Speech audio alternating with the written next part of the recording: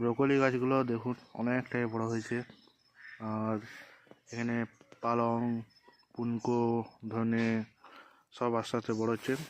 এগুলো কিন্তু ব্রোকলি নয়, এগুলো মনে হচ্ছে বাঁধাকপি। আর এইগুলো যতগুলো আছে এইখান থেকে পুরো ওই পর্যন্ত সব ওগুলা ব্রোকলি। আর মাঝে 4টি গাছ আছে, সেগুলো হচ্ছে ফুলকপি আর এগুলো বাঁধাকপি। আর এই যে এটা হার্ড প্রুনিং করে দিয়েছিলাম, এটা হচ্ছে বেদানা গাছ।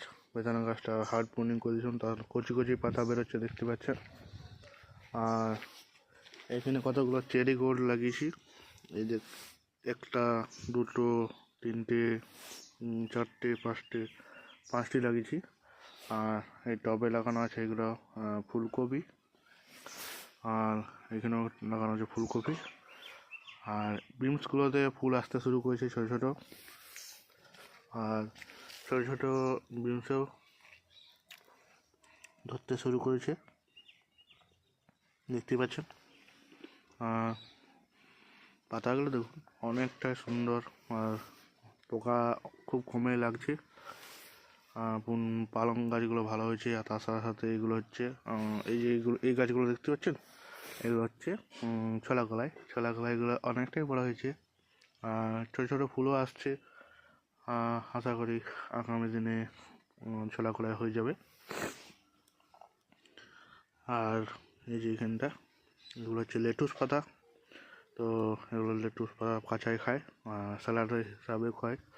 তো আজ নাকটা একটু বন্ধ আছে, সেই জন্য কথা বলতে অসুবিধা হচ্ছে।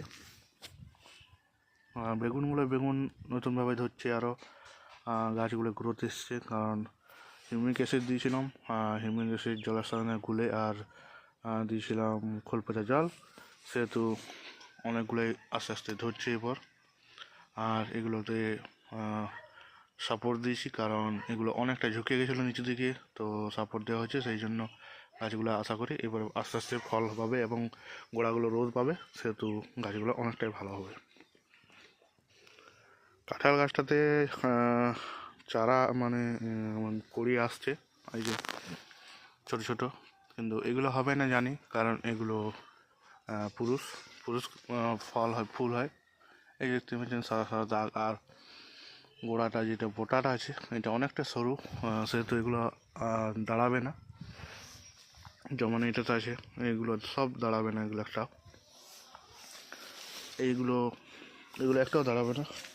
তো যেগুলো দাঁড়াবে সেগুলো অবশ্যই আপনাদের দেখাবো। এখনও পর্যন্ত অনেকগুলো হচ্ছে, আরও হবে আস্তে আস্তে। তো দেখা যাক কোনটা দাঁড়ায় এবং